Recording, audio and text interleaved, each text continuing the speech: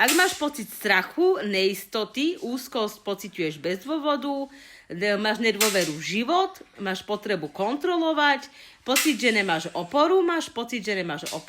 nevieš si nastaviť hranice, máš depresie, pociťuješ pocit odsudzenia, si materialisticky založený človek, ako náhradu to bereš za vnútorné bezpečie,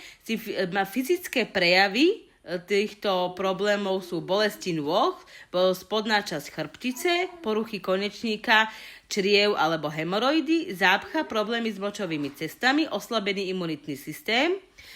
únava, problém s hmotnosťou. Čakry sa dajú harmonizovať aj cez masáž chodidiel, lítok stehien,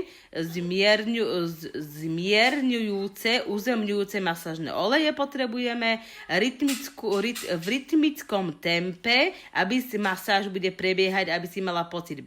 mali pocit bezpečia. Počas masáže ticho a pokoj a kontakt sám so sebou.